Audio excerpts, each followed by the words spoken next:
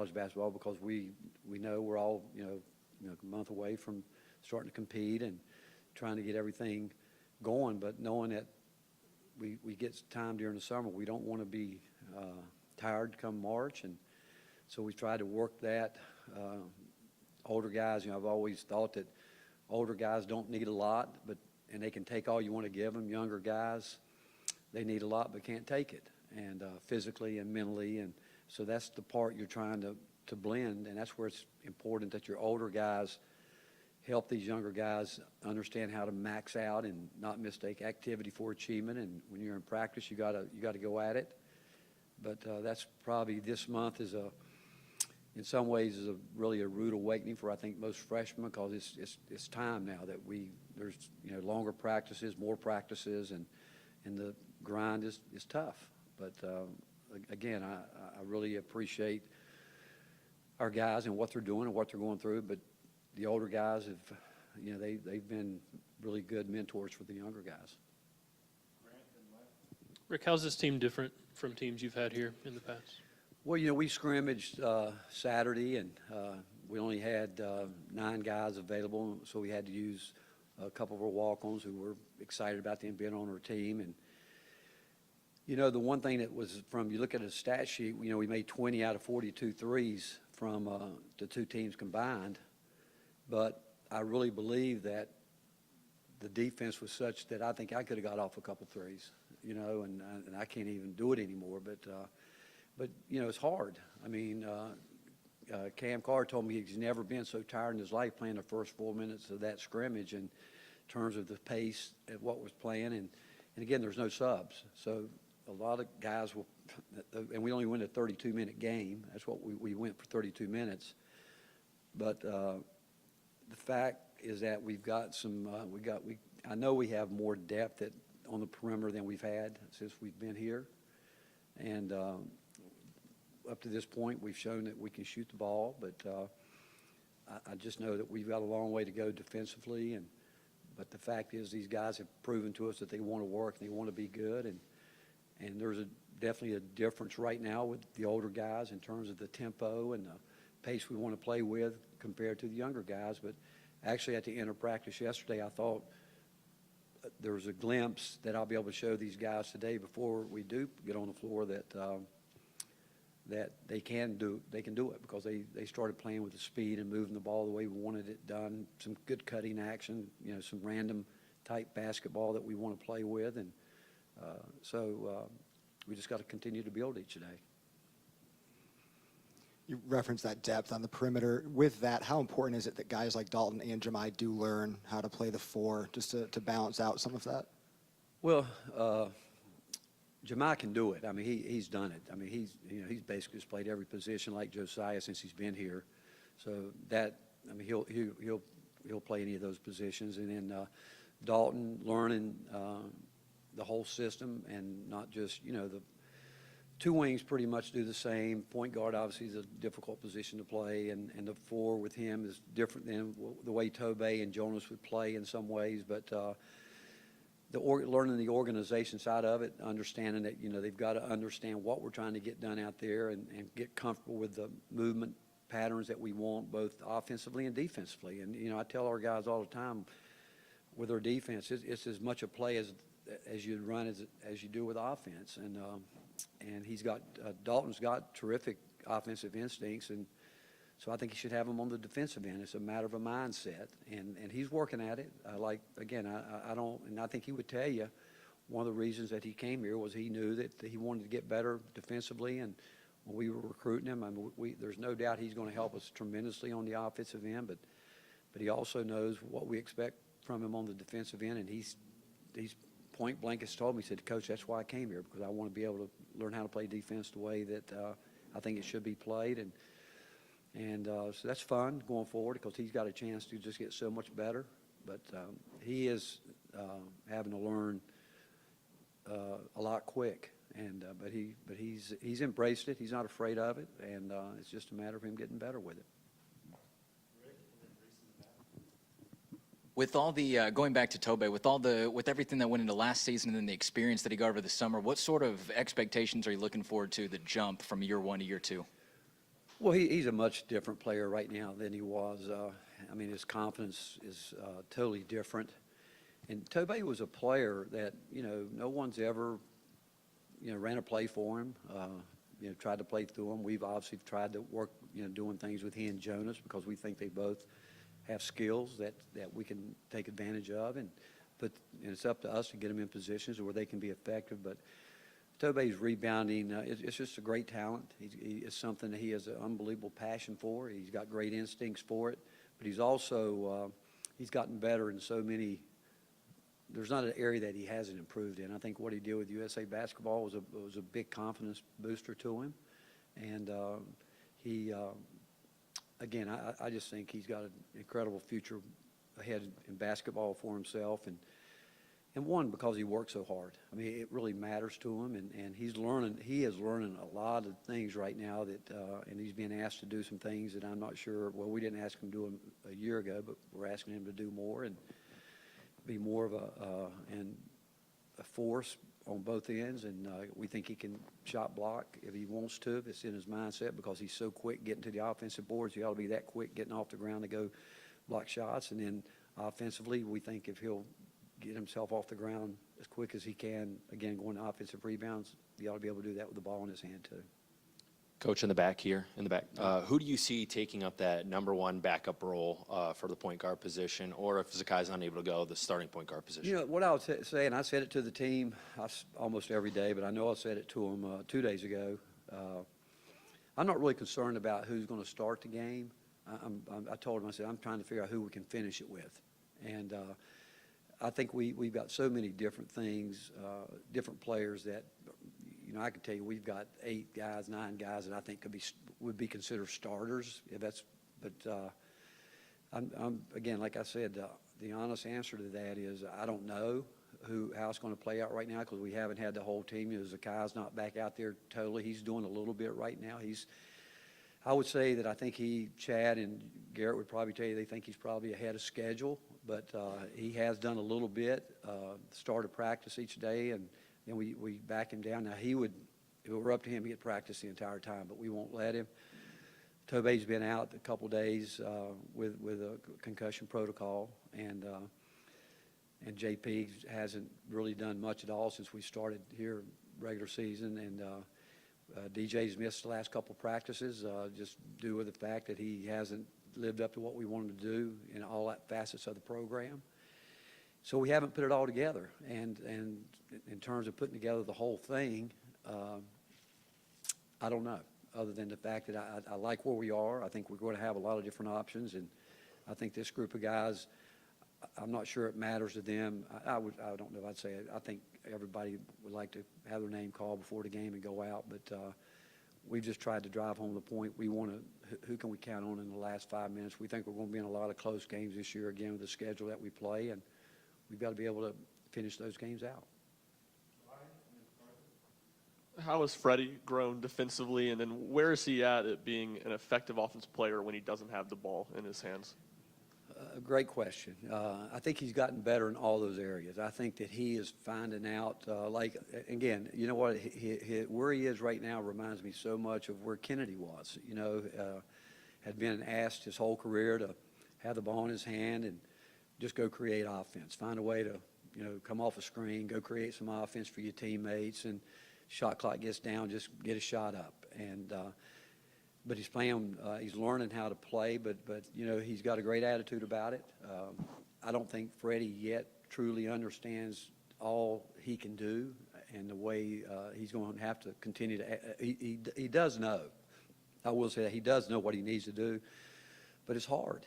And but he's going to do it because he's got a good attitude about it. He's open to being coached, but to me he's learning how to play a whole different style of basketball, and it's up to us to get him to do what he does well. Make sure he understands how that can blend with his teammates and what they need to do, what he needs to do to play well with them. That they want to play with him, he wants to play with them.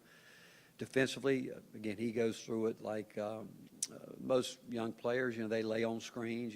They don't realize how fast the game is from going from one play to the next play to the next play to the next play. Young guys normally make one play, then stop. Then they get to where they make two plays and stop, then three. So it's a matter of getting a mindset that you've got to play the possession. You've got to end the possession.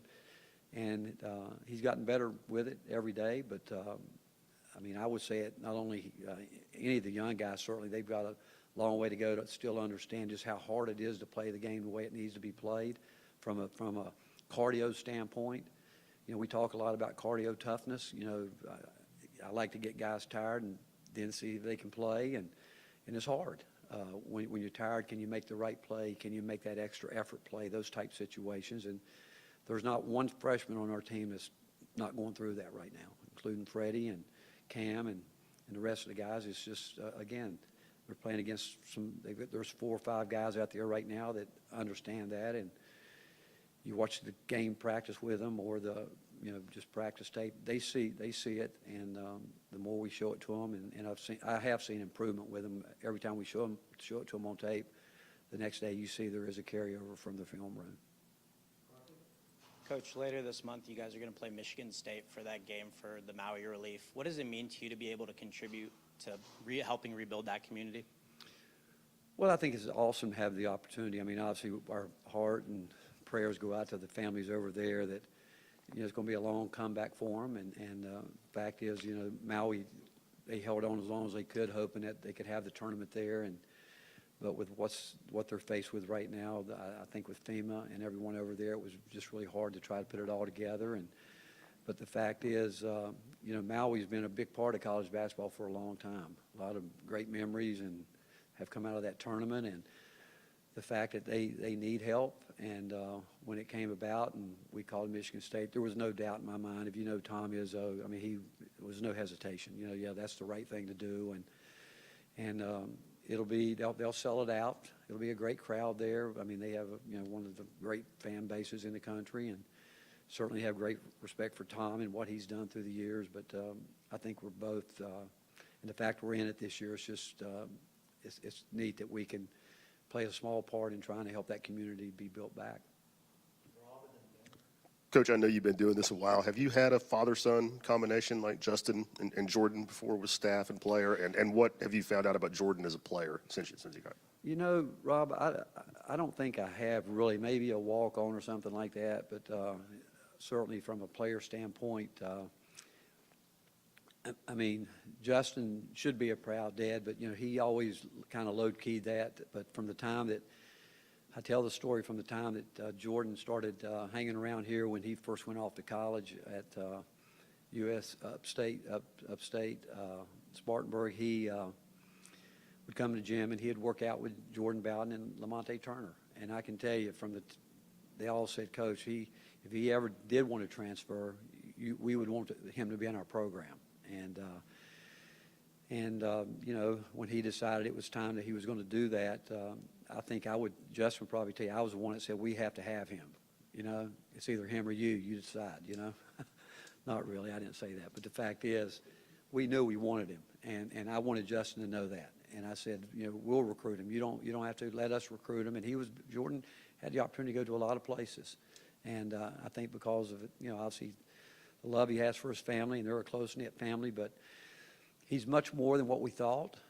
We knew he could shoot the ball. There was no doubt. But he's much more than that. He understands it. And it's going to be fun watching him continue. I mean, I've watched him now. He's competitive. A guy that can score at 3 different levels. A guy that can get a shot off when he has to get it off. But again, and his body's changed a lot since he's been here. But it's just only going to continue to change more.